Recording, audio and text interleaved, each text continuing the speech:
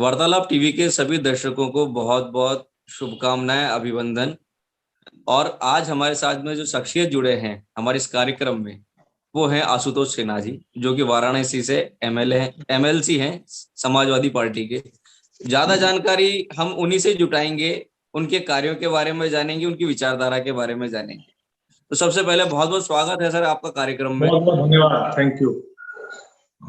तो सर, सबसे पहला सवाल मेरा और अहम सवाल कि हम अगर देखते हैं यूपी की अगर पृष्ठभूमि को टटोलते हैं तो हमने ये देखा है जो स्वर्ण वोट है, आप क्योंकि कायस्थ हैं, आप स्वर्ण समाज से आते हैं, स्वर्ण वोट तो बीजेपी को ही जाता है। तो आपकी क्या विचारधारा, आपका क्या मानस कि आप आज समाजवादी पार्टी के साथ जुड़ करके और उसको बढ़ाने के कार्य में योगदान दे रहे हैं? देखिए, समाजवादी पार्टी, आदरणीय अखिलेश यादव जी जो नेता हमारे हैं, वो जाति धर्म संप्रदाय से ऊपर उठकर समाजवाद पे विश्वास रखते हैं और जो भी दबे कुचले शोषित वंचित लोग हैं उनकी कैसे मदद हो, इस पे हम लोग काम करते हैं। समाजवादी पार्टी उस पे काम करती है।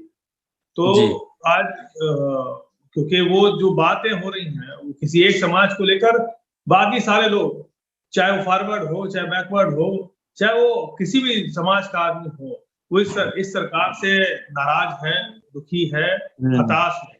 तो वो आज समाजवादी पार्टी और आदरणीय अखिलेश यादव जी की तरफ आशा भरी निगाहों से देख रहा है। तो यहाँ जातिवाद का कोई फैक्टर नहीं है। ये फॉरवर्ड, और जो लोग कहते हैं कि forward vote Bharatiya Janata party का, तो ऐसा कुछ नहीं है, क्योंकि आज फॉरवर्ड भी समझ गया है कि उनको छला जा रहा है, बैकवर्ड को छला जा ही रहा है, और उसके अलावा एससी वोटर्स को भी छला जा रहा है। तो माने दलित हो, शोषित हो, वंचित हो, पीड़ित हो, जितने भी लोग हैं वो सारे लोग आज समाजवादी पार्टी के साथ खड़े हैं। लेकिन अभी अगर अपन बात करें दलितों की भी अगर बात करते हैं तो योगी जी तो खिचड़ी खा रहे हैं। योगी जी वो योगी जी हैं जिनको ये बर्दाश्त नहीं हुआ कि जब वो मुख्यमंत्री आवास में प्रवेश करने के पहले उसको गंगा जल से धुलवाया। आपको याद होगा, उन्हीं के प्रदेश अध्यक्ष को बैठने के लिए प्लास्टिक की कुर्सी मिलती थी, जो बैकवर्ड थे। उन्हीं के एक डिप्टी सीएम को स्टूल में बैठाया जाता था। तो आज ये वोट को साधने के लिए वो किसी का खिचड़ी खा रहे हैं, और खिचड़ी भी खा रहे हैं तो पत्तल में और पुरवे में खा रहे हैं कि वो बाहर से मंगाया, बाहर की खिचड़ी आई, किसी घर बैठ के खा लिया। वो तो पूरी तरह प्रोपेगेंडा उनका है।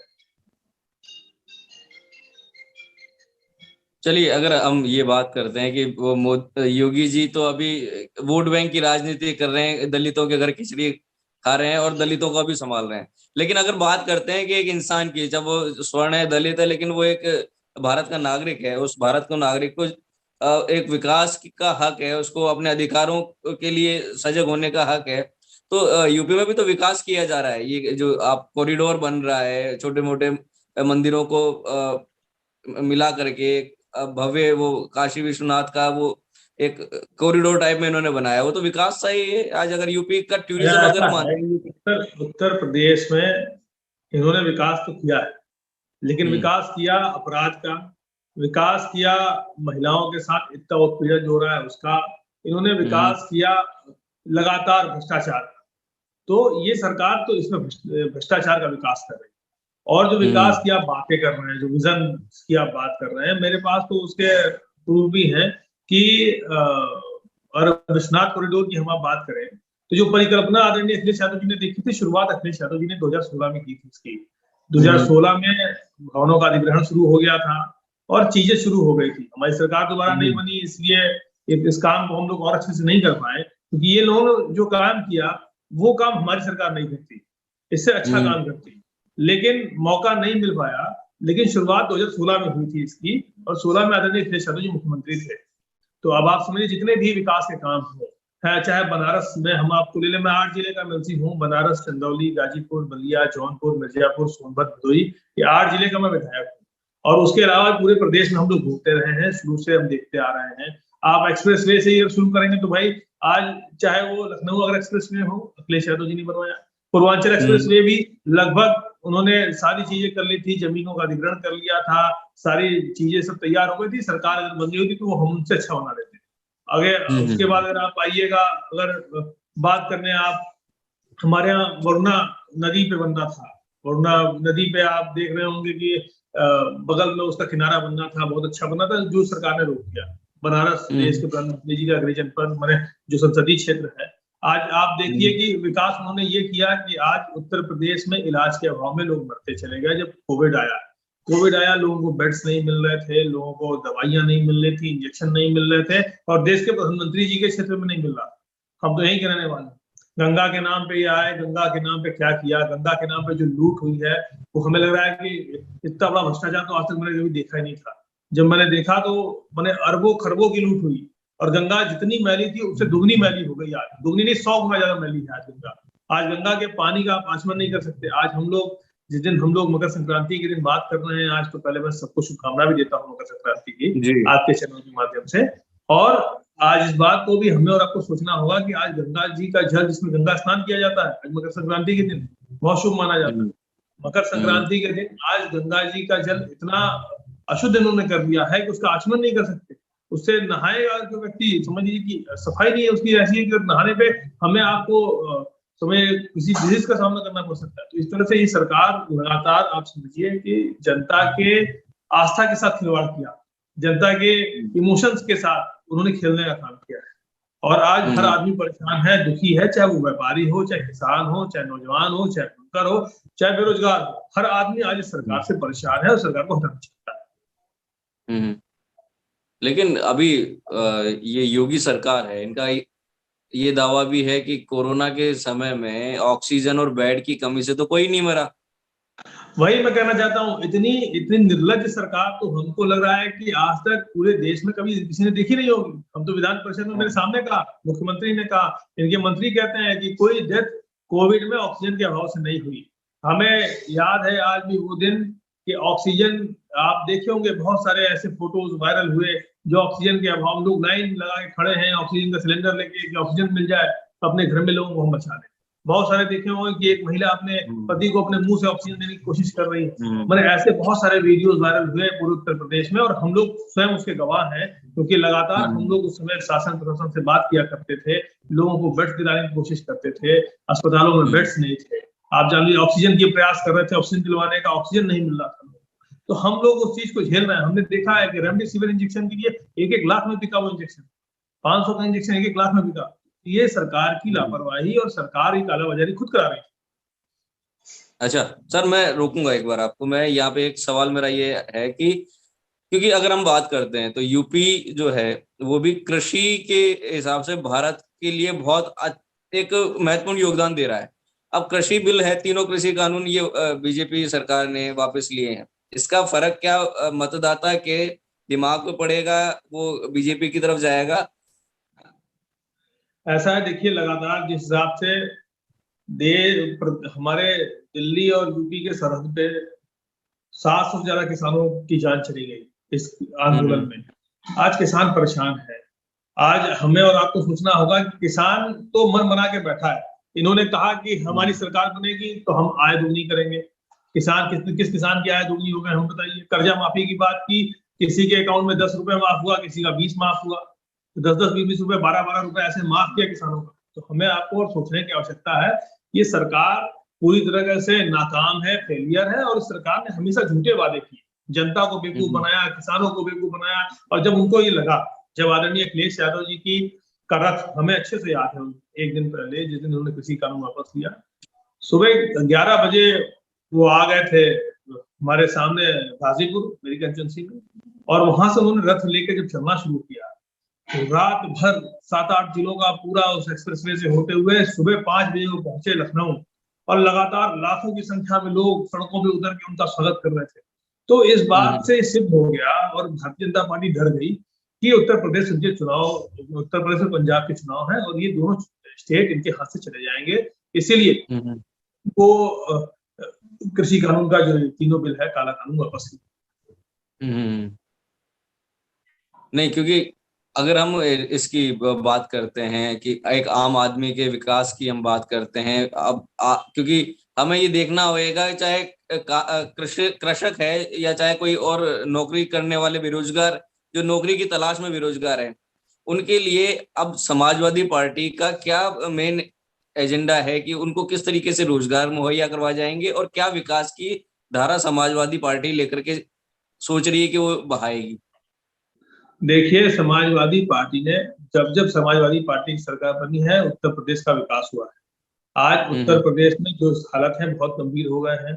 इन्होंने जो नौकरियों का वादा किया वैसी एक भी नौकरियां इन्होंने दी नहीं।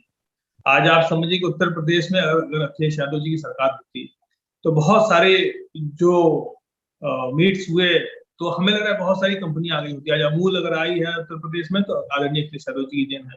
एचसीएल आई तो अखिलेश यादव जी की देन है। मेट्रोज जो बने वो अखिलेश यादव जी की देन है। जब आप विकास करेंगे तो रोजगार बढ़ेगा।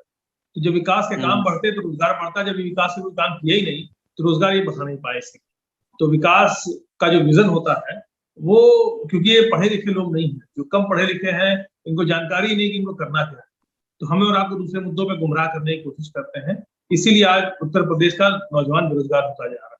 जो भर्तियां निकाल रहे थे, वो जो पेपर सारे लीक हो रहे थे, 11-12 एग्जाम हुए जिनके पेपर ही लीक हो गए, पेपर ही नहीं संभाल पाए। ये लीक सरकार है। जी।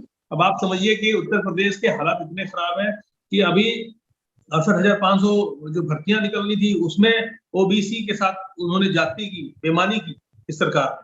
तो हम उसके गवाह हम्म। हैं, हम तो देख रहे हैं लगातार सदन में क्या हो रहा है।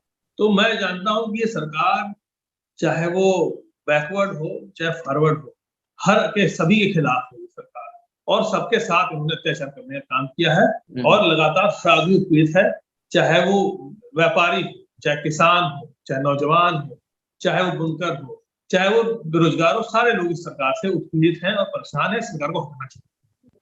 अच्छा सर, अभी मैं एक सवाल और यहाँ पे मैं पूछना चाहूंगा आपसे कि अभी हमने देखा है कि समाजवादी पार्टी ने किसी और पार्टी के साथ में अलायंस नहीं किया। दूसरा, कांग्रेस भी जोर लगा रही है यूपी में। प्रियंका गांधी आती हैं, वो उनकी रैली करती है, रैली में भी भीड़ जुटाती है, लड़की हूं लड़ सकती हूं इस तरीके का नारा भी देती है। पहला सवाल कि समाजवादी पार्टी का किसी से अलायंस नहीं है। दूसरा कि क्या कांग्रेस भी वहां पे मजबूती से आ रही है? आप किस दो पार्टी की या किसकी सीधी टक्कर मानते हैं, या आपको ये लगता है कि समाजवादी पार्टी के इस चुनावी रथ को, इस चुनावी रथ की विजय को और कोई पार्टी नहीं रोक पाएगी? देखिए, समाजवादी पार्टी का अलायंस है। कई छोटे दल हैं जिनके साथ समाजवादी पार्टी का अलायंस है। लेकिन मैं जी। आपको बता दूं कि रही बात जो बड़े दलों की आप हैं, तो उत्तर प्रदेश में हम्म। ये चुनाव सिर्फ मात्र समाजवादी पार्टी और भारतीय जनता पार्टी के बीच में। और क्योंकि भारतीय जनता पार्टी ने जितने अपराध किए, जो गुनाह किए, जो जनता को बेवकूफ बनाया है, उनको छलने का काम किया, उनके इमोशंस के साथ खेलने का काम किया है, तो आज हम्म। जनता सिर्फ समाजवादी पार्टी की तरफ देख रही है। और समाजवादी पार्टी का जो अलायंस है, जो छोटे दलों के साथ अलायंस उसकी तरफ देख रही है। तो हमें लगता है कि आज समाजवादी पार्टी ही एक विकल्प है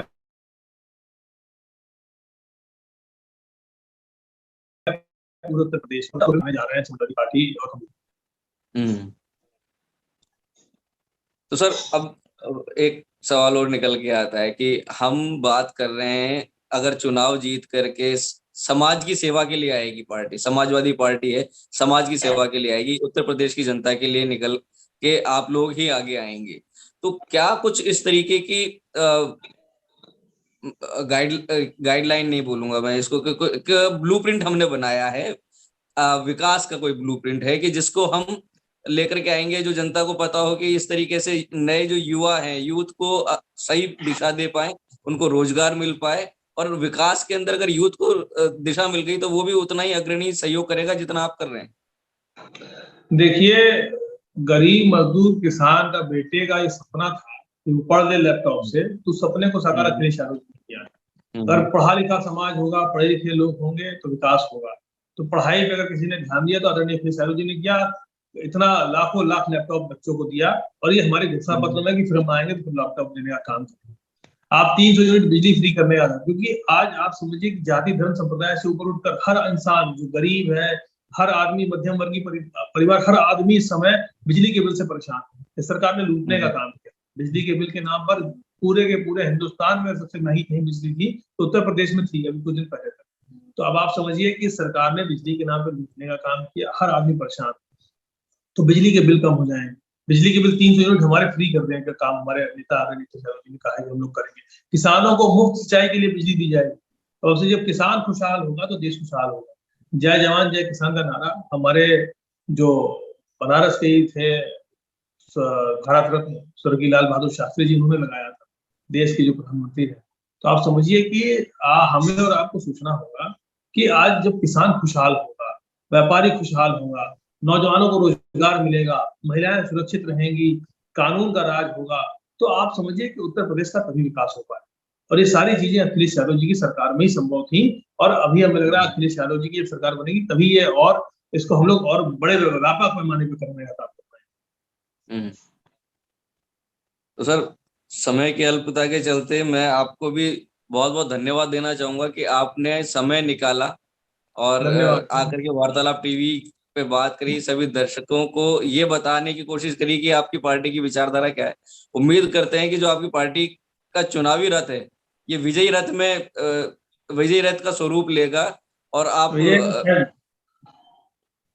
और आप विजय रथ यात्रा चल रही है हमारे। अब सरकार बिल्कुल। चाहेगी और चलवाना चलेगी, और नहीं चलवाना चाहेगी तो नहीं चल पाएगी, लेकिन क्योंकि अब चुनाव आयोग की गाइडलाइन के हिसाब से तो जब तक उनकी 16 तारीख को कोई नई गाइडलाइन नहीं आती, तब तक के लिए तो हम लोग भाई इसी तरह विजुअली एक दूसरे से बात करेंगे, वर्चुअली बात करेंगे, तो जी जी उसके बाद मौका मिलेगा तो जनता के बीच फिर रथ निकलेगा। और समाजवादी विजय रथ, ये इस बार विजय होने जा रही समाजवादी पार्टी की, उत्तर प्रदेश से भारतीय जनता पार्टी का सफाया होने जा रहा है। और आप लोगों को बधाई देना चाहता हूँ कि अब हमें लगता है कि अगली बार जब वार्तालाप टीवी पे हमारी आपकी बात होगी तो हमारी सरकार होगी आदरणीय अखिलेश यादव जी मुख्यमंत्री। बिल्कुल सर, हम भी यही उम्मीद करते हैं। हमारी शुभकामनाएं आपके साथ और आपकी पार्टी के साथ है। आपने समय दिया वार्तालाप टीवी को और दर्शकों को, उसके लिए बहुत बहुत धन्यवाद सर। बहुत बहुत धन्यवाद। Thank you.